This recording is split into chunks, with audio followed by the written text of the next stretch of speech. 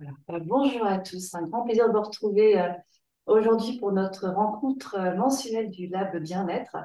Donc, alors, j'ai pas fait exprès, en jour d'Halloween, on va parler de sucre pour le volet nutrition. Je vais vous partager tout de suite le petit support que je vous ai préparé. Comme d'habitude, je vais juste peut-être voilà, couper les micros au début Ouais. pour pas qu'il y ait d'interférence. Mais s'il y a des questions ou quoi que ce soit, vous n'hésitez pas à soit me faire un petit signe dans le chat, soit voilà. Bon, bien sûr, le but, c'est que ce soit interactif.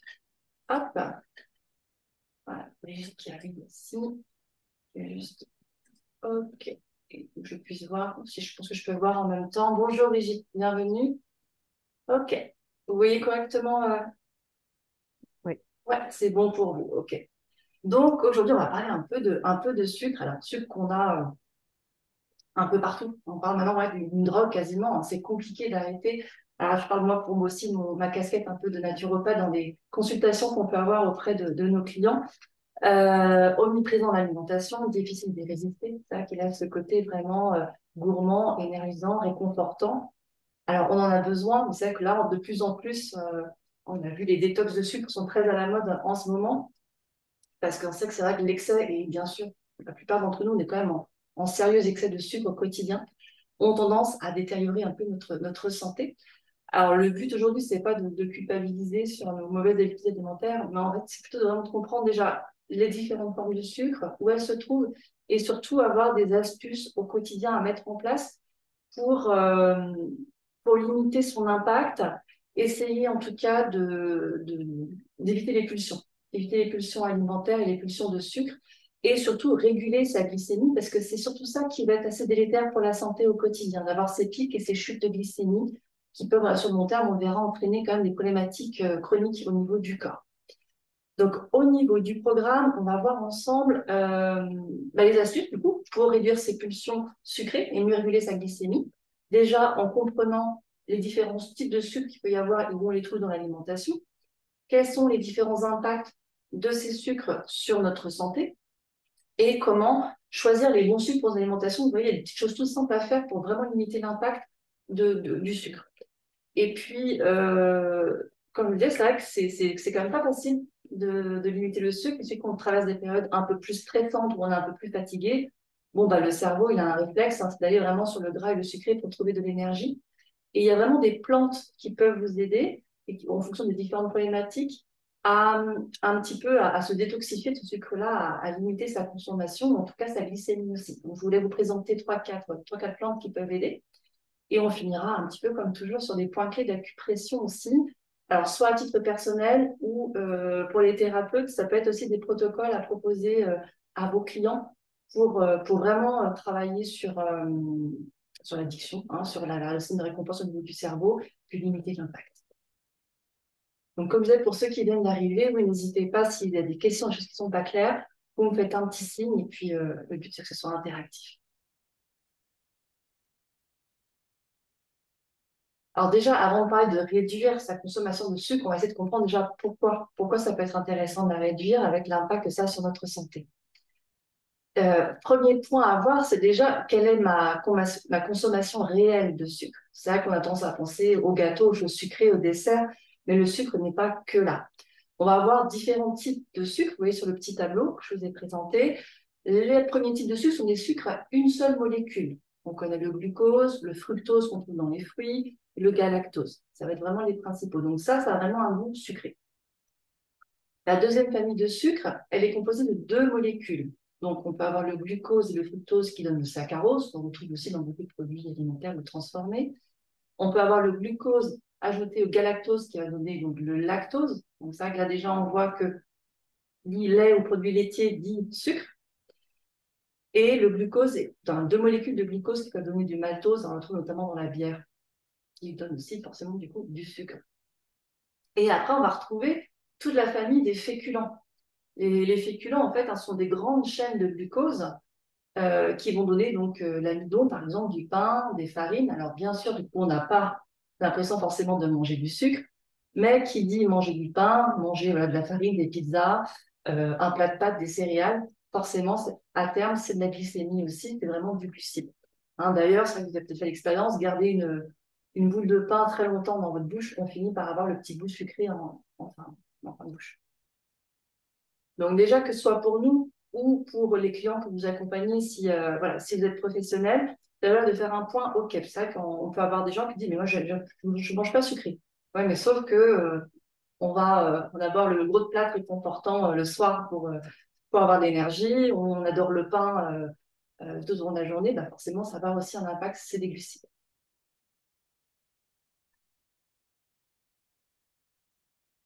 Et déjà, du coup, de voir cet excès de sucre, enfin, en tout cas, cette consommation de sucre, l'impact est fait par rapport à notre poids. Alors, je dirais que ça, c'est aussi souvent un motif de consultation qu'on peut avoir. J'arrive pas à perdre de poids. Les gens ont un premier réflexe, c'est d'aller retirer le gras. Alors que généralement, le sucre peut faire grossir aussi, même plus que le gras.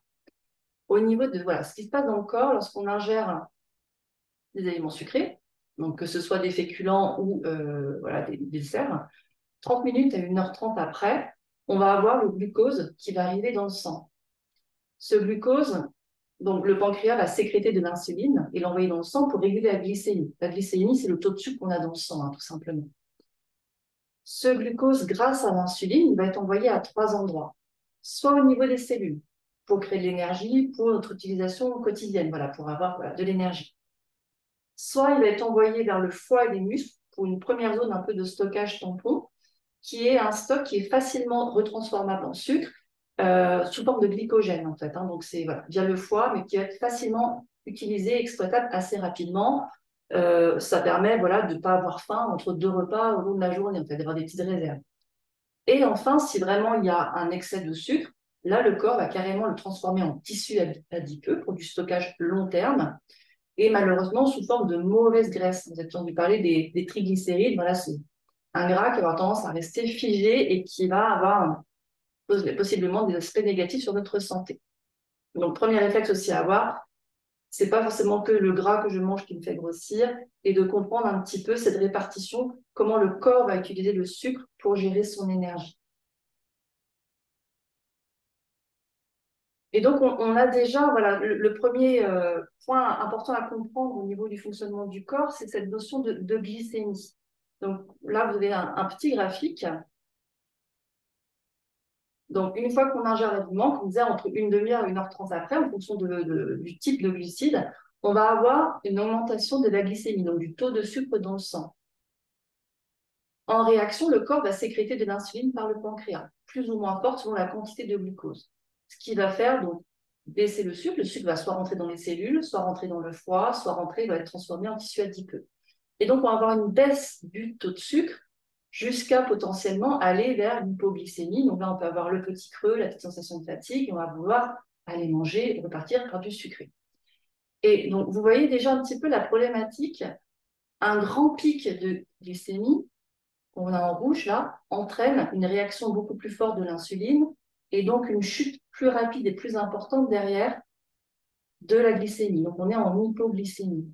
Donc ça, c'est typiquement le côté, le coup de pompe qu'on peut avoir en fin de matinée, en fin de journée, quand on a eu un repas assez sucré et voilà, bon, on va se sentir un peu fébrile, un peu fatigué, un peu irritable. Et donc là, on va avoir typiquement l'envie d'aller prendre un café un peu sucré, un petit gâteau pour retrouver l'énergie et tenir, retrouver voilà, pour, jusqu'au repas en fait. Donc cette variation de glycémie, donc d'une part, elle provoque les pulsions alimentaires sucrées, d'une part, elle fatigue le corps. Et donc ça donne déjà la notion d'importance au-delà de la quantité de sucre que je consomme, quelle est aussi la qualité de sucre que je consomme, comment mon corps va pouvoir le supporter et l'intégrer. Donc ça nous envoie déjà sur la notion du coup de glycémie, d'indice glycémique qu'on verra un peu après, qui est peut-être le plus important en fait à maîtriser pour bien gérer son alimentation sucrée. Donc cet excès de sucre sur la santé, notamment avec des taux de glycémie qui évoluent très rapidement, à court terme, il y a ça, donc hypoglycémie réactionnelle, donc le coup de pompe. Donc ça, typiquement, si régulièrement vous souffrez de fatigue, voilà, en fin de matinée, en fin de journée, on se sent un peu plus irritable et tout ça, cherchez pas, c'est qu'il y a peut-être déjà un peu trop de sucre au niveau du petit déjeuner, au niveau du repas, et peut-être pas assez de protéines. Il y a peut-être un travail à faire au niveau alimentaire. On va avoir un phénomène de manque qui va se créer au niveau du cerveau. comme il y a cette baisse d'énergie, le cerveau il va aller au plus simple, au plus rapide pour trouver l'énergie, du sucre. Donc, ça peut entraîner du stress, de l'irritabilité et donc des pulsions sucrées pour retrouver de l'énergie. Et très rapidement, un excès de sucre, ça va déséquilibrer notre microbiote intestinal. Les mauvaises bactéries ont tendance à se nourrir de sucre. Donc, un excès de sucre, même à très court terme, va faciliter la prolifération des mauvaises bactéries. Je pense notamment au Candida albicans, enfin, on est sur des champignons, mais voilà, ça va vraiment perturber la flore rapidement. Et donc, à moyen terme, qui dit déséquilibre de la flore intestinale, malheureusement, ça va être perturbation du système immunitaire. Donc, des petits rhumes, des petites maladies à répétition, ça peut venir de là. Ça peut aller provoquer donc des perturbations de la digestion. Sur un peu plus long terme, ça peut commencer à créer des problématiques de perméabilité intestinale. Hein, donc, ça va créer de l'inflammation au niveau des cellules de l'intestin qui sont censées faire barrage et qui donc ne font plus leur travail de frontière et peuvent laisser passer des molécules, soit alimentaires, soit pathogènes dans le sang, dans l'ensemble du corps, et donc sur le long terme provoquer des intolérances alimentaires. Hein, donc là, déjà, on sait de plus en plus qui dit allergie, intolérance ou perturbation du système immunitaire. Généralement, il y a un gros travail à faire au niveau de la protection de la barrière intestinale, plus globalement de la flore et donc aussi de l'alimentation. Ça entraîne la prise de poids. On a vu ces phénomènes. Forcément, le sucre en excès va être transformé en gras et en mauvais gras, généralement qu'on va stocker en plus au niveau des organes. La glycation. Alors, la glycation, je ne sais pas si ça vous parle, en fait, c'est quand il y a du glucose qui s'associe à des molécules de protéines dans le corps, ça fait une sorte un peu de caramel, en fait, au niveau du corps. Et donc, ça va avoir tendance à aller figer les tissus, les raidir. Donc, ça peut créer vraiment un vieillissement prématuré de la peau, ça peut favoriser les problématiques de peau comme l'acné, voilà, et dégrader vraiment la régénération des cellules. Et enfin, on le verra aussi, le sucre est un acidifiant au niveau du corps. On parle d'équilibre acido-basique. Là aussi, pour essayer de simplifier au maximum, notre corps est une machine complexe hein, qui est bien rouée. Notre sang doit être légèrement basique, c'est-à-dire être légèrement au-dessus de 7 au niveau de son pH. Donc ça, c'est la priorité du corps. Donc, lorsqu'il a des phénomènes acidifiants comme le sucre, il va aller chercher à compenser dans le reste du corps pour conserver ce pH neutre du sang. Donc, lorsqu'on a des problématiques d'acidification, donc avec le sucre, avec peut-être beaucoup de protéines, avec du stress, du manque de sommeil, ça peut aller entraîner, ça va renforcer le dérèglement de la flore intestinale, ça peut aller provoquer des systèmes de crampes, de fatigue, de perturbation du système immunitaire, de problématiques au niveau articulaire, parce que ça va aller ronger un petit peu le calcium qu'on a au niveau des os. Donc, ça va provoquer une sorte d'inflammation chronique du corps et entraîner pas mal de réactions en chaîne qui vont aller épuiser l'organisme. Et sur le long terme, le principal, et là on voit malheureusement, c'est que c'est les cas qui explosent même chez les jeunes maintenant.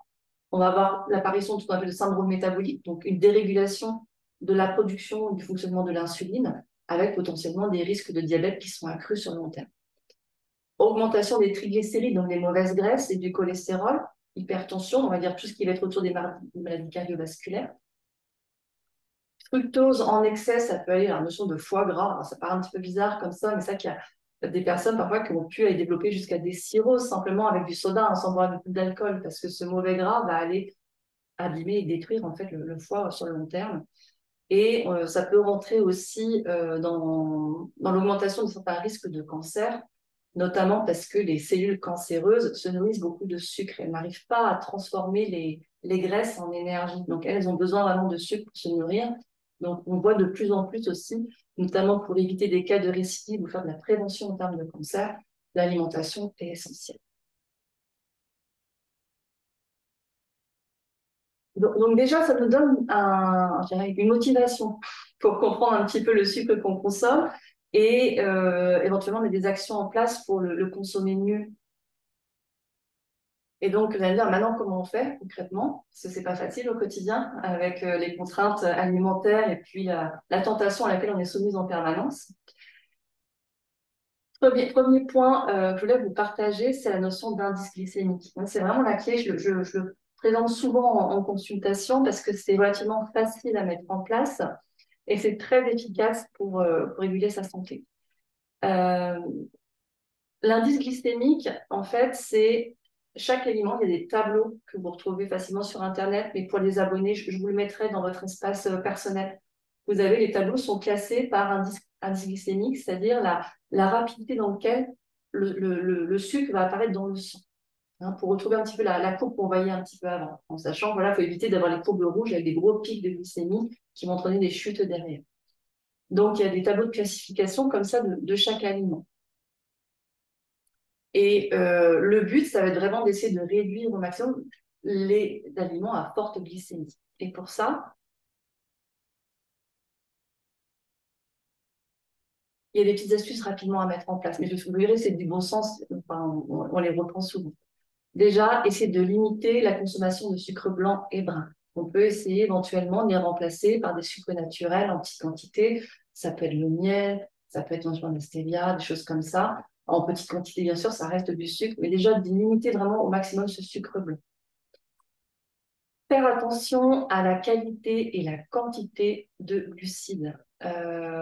Tout bête à faire en optant pour des féculents non raffinés, des céréales complètes, semi-complètes ou riches en fibres, comme les légumineuses, avec des quantités raisonnables. On dit que généralement, pour vous donner une échelle, un petit peu une grandeur, on va dire les céréales, les féculents, c'est à peu près un quart de l'assiette.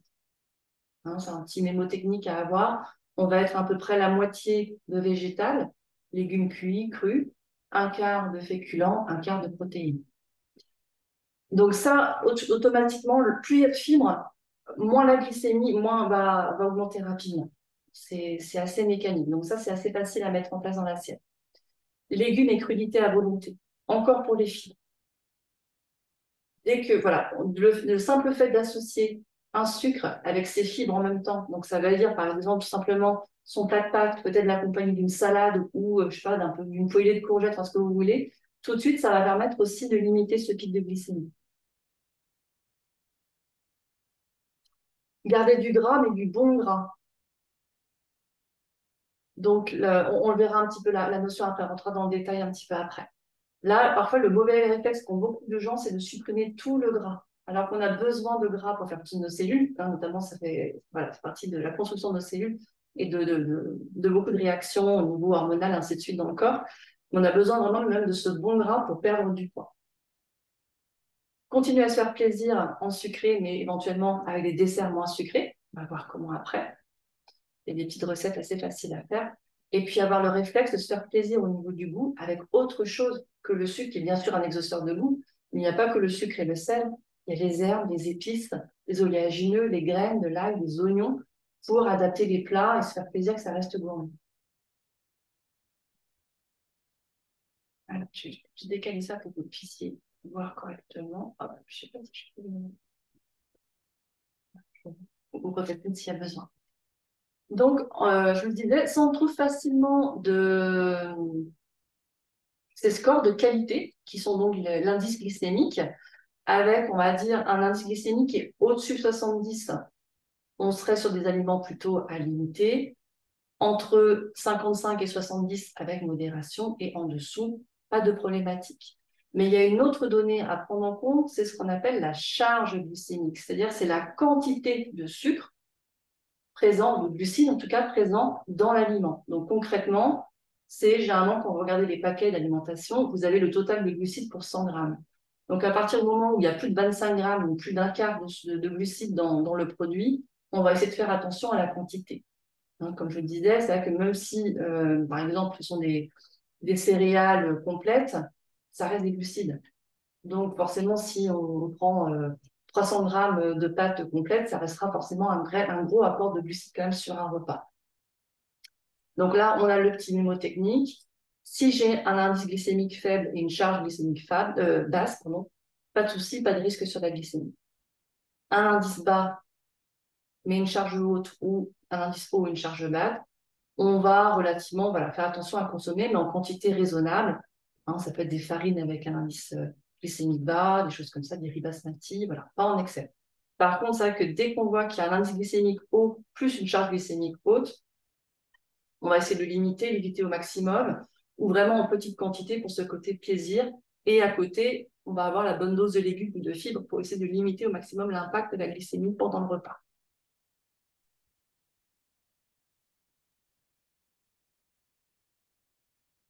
L'indice glycémique, elle est intéressante pour la perte de poids, mais pas que. Hein, c'est vrai que moi, j'avais vu parfois en consultation des gens vraiment perdre plusieurs kilos juste avec ça. Et puis, alors, ce qui est intéressant, c'est que ça n'écarte aucun aliment. Hein, on n'est pas dans quelque chose de restrictif, il n'y a pas de risque de carence ou quoi que ce soit. C'est vraiment juste de limiter cet impact de la glycémie. Mais automatiquement, franchement, vous avez moins de fatigue, moins de coups de pompe dans la journée. On retrouve de l'énergie. Retrouver un meilleur transit, meilleure digestion. On va rééquilibrer, faire un travail de fond pour rééquilibrer la flore intestinale. Tout de suite, ça se voit aussi sur la peau. Si vous avez des problématiques de peau, je pense à de l'acné, à des excès de sébum ou même de l'eczéma, le premier réflexe à avoir, c'est de réduire le sucre pendant 15 jours, 3 semaines. Vous verrez déjà les effets que ça a sur votre tête. Moins de stress, moins de pulsions sucrées. Ça a aussi un impact quand même sur le cerveau et notre gestion émotionnelle. Moins de déprime et de bien-être émotionnel. Là aussi, il peut y avoir un accès. Parce qu'en plus, bon, généralement, pareil, notre cerveau est un petit peu feignant. Dans les cas où ça va moins bien, on a quand même le réflexe de compensation d'aller sur du sucre. C'est du plaisir facile, rapide et accessible rapide. Des kilos en moins, on retrouve un peu son poids de forme rapidement et en douceur. Et enfin, ce qui est quand même essentiel, prévenir l'apparition des maladies chroniques. C'est ça que là, on est face à une explosion de ces maladies-là. Ça devient même inquiétant chez les jeunes. Donc, assez facilement, rien qu'avec ces astuces-là, vous pouvez vraiment avoir un impact sur votre alimentation et surtout votre glycémie. Alors, comment choisir les bons glucides?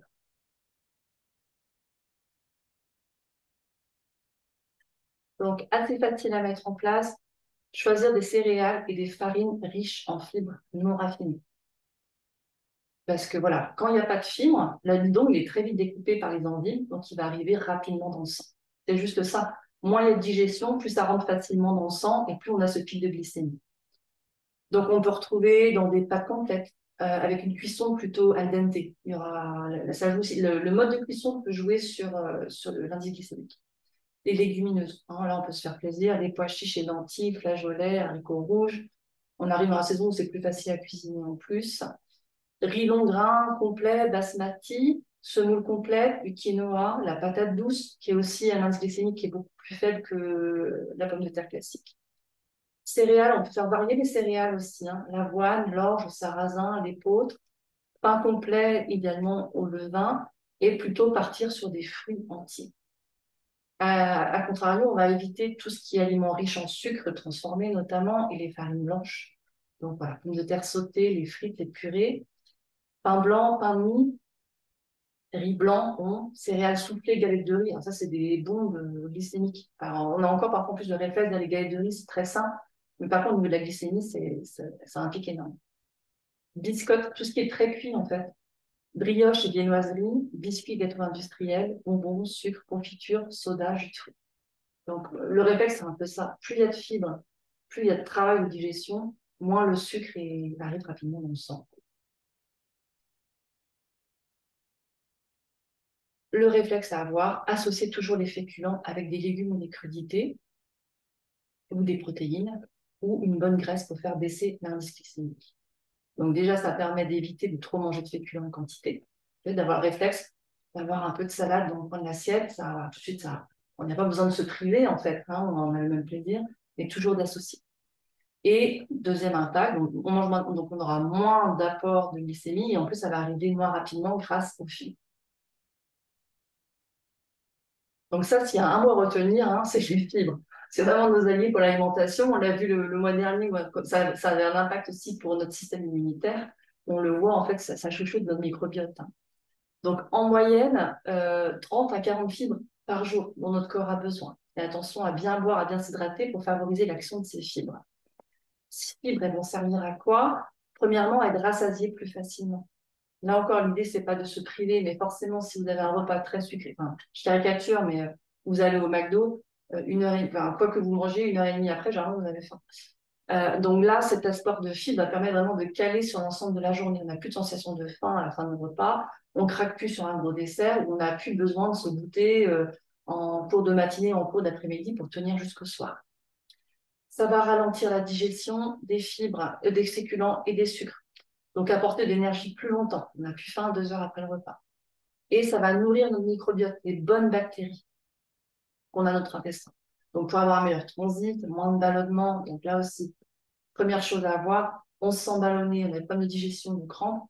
Comment on digère les sucres? Comment ils sont assimilés? C'est un premier réflexe. Et donc, ces fibres, on va les trouver, il n'y a pas de secret, dans les légumes et les fruits de saison, les légumineuses, les céréales entières et les oléagineux qu'on oublie parfois, mais qui peuvent être très intéressants aussi, gourmands et intéressants pour l'alimentation. Alors, j'ai remis une petite couche sur mon gras, j'aime bien, n'éliminez pas tout le gras de votre alimentation. Je le vois beaucoup en consultation à des personnes qui veulent maigrir, parfois pour pas grand-chose, et qui se partent sur des trucs très restrictifs en supprimant tout le gras. Donc, mauvaise idée. On a besoin des graisses, en tout cas de certaines graisses, pour la construction de notre cerveau, de nos cellules, de nos hormones. Donc, ça entraînera des carences et des carences peuvent entraîner de la prise de poids. Généralement, ce qu'on fait en consultation, c'est que déjà par rapport à quand on a des prises de poids, des gens qui n'arrivent pas à perdre de poids, ça peut être parce qu'il y a des carences, tout simplement. L'alimentation n'est pas suffisamment nutritive, donc le corps, il stocke comme il peut pour faire face.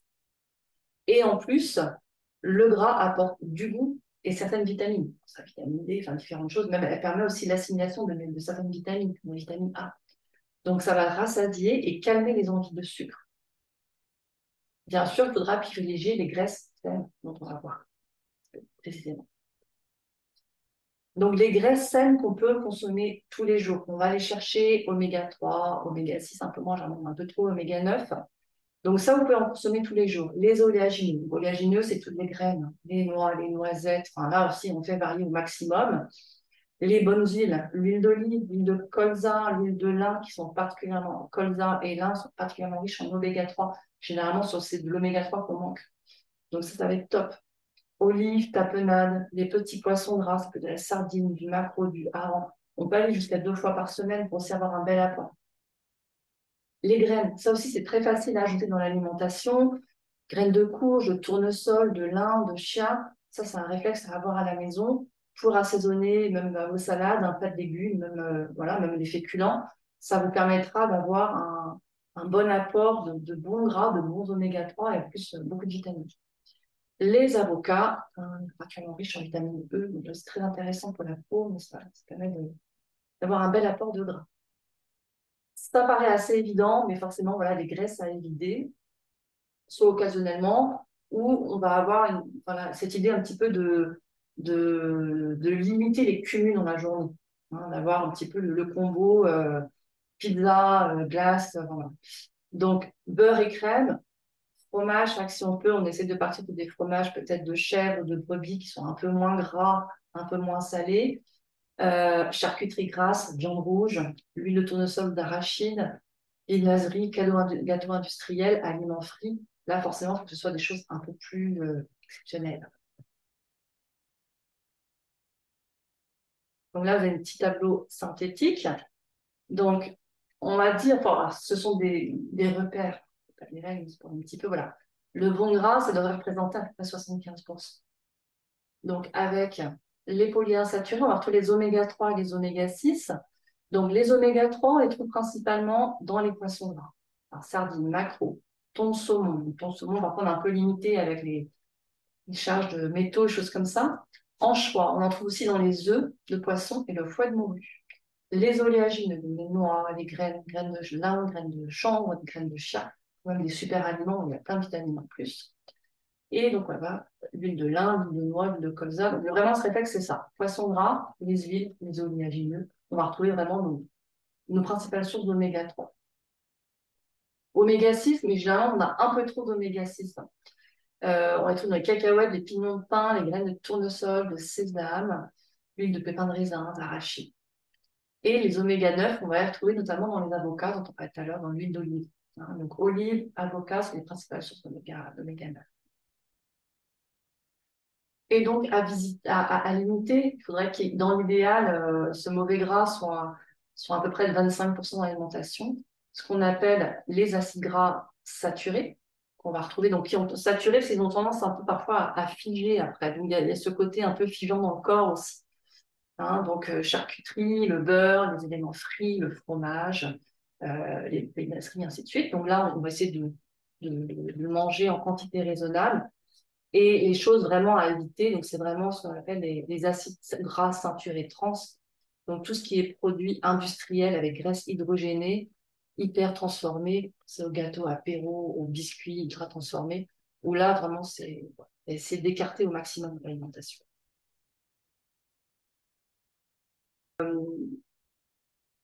Plus acupression et réflexologie.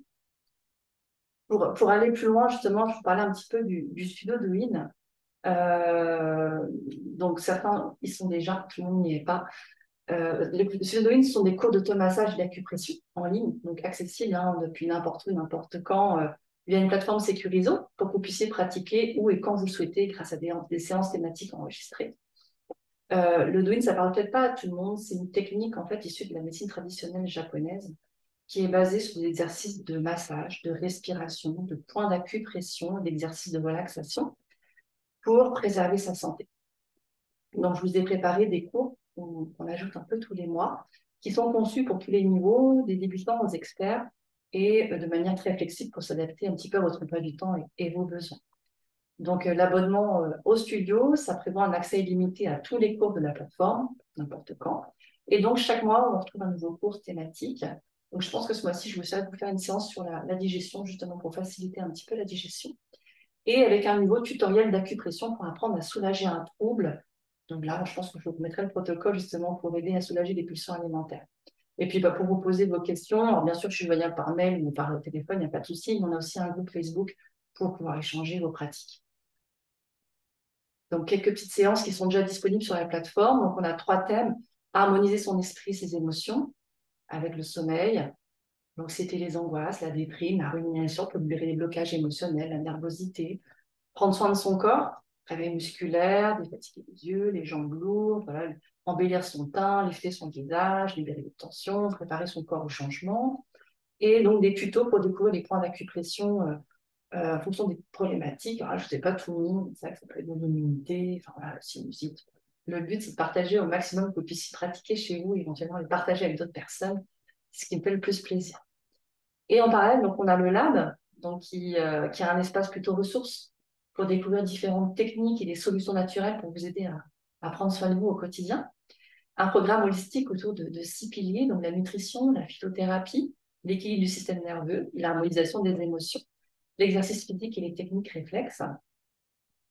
Donc là encore, hein, l'abonnement sans engagement, donc ça permet d'avoir accès tout simplement à des conférences inédites, comme celle qu'on fait aujourd'hui. Vous avez accès au replay en permanence et avec des bonus forcément supplémentaires. Un accès limité à tous les outils, donc des relaxations, des outils de connaissance de soi, de bilan, de développement. Et là encore, il y a un groupe Facebook si vous avez besoin de poser vos questions. Donc, quelques idées un petit peu de conférences qui sont déjà dispo. Donc, on a comment améliorer son alimentation sans se priver, l'immunité et se défendre des maladies hivernales, les 5 éléments des gymnastique chinoise, comment améliorer sa santé grâce à ça, l'acupression des émotions pour libérer des situations douloureuses, découvrir son tempérament hippocratique, améliorer sa longévité avec l'acupression. Donc, il y aura cette conférence qui sera disponible aussi dès demain, je pense. Et puis, voilà, pas mal d'outils de phyto, de naturaux et de différents exercices de relaxation. Là, pourquoi j'ai lancé ça aujourd'hui, je voulais vraiment pouvoir partager avec un plus grand nombre de manière accessible. C'est pour ça qu'il y a aussi cet aspect collectif, avec des tarifs qui sont sans engagement et le plus abordable possible. Donc, le studio, en fait, sans engagement, il est à 9,90 € par mois. On n'a même pas 20 € pour le lab et donc à moins de 25 € pour les deux, pour ce qu'un abonnement complet, avec des prix dégressifs en cas d'engagement sur plus long terme. Donc voilà, je voulais en tant que bonus, vous aurez accès au replay. Je vais répondre à vos questions s'il y en a juste après, jusqu'à dimanche prochain. Bien sûr, les abonnés, hein, je pense Patricia, tu retrouveras tous les éléments et les bonus dans ton espace perso, tu pourras retrouver quand tu veux. Et puis, pour ceux qui ne connaissent pas encore, si vous souhaitez, je vous offre un mois d'abonnement gratuit et sans engagement. Donc, je vous enverrai un petit lien pour bénéficier de l'offre. Et puis, n'hésitez pas à venir vers moi s'il y a besoin.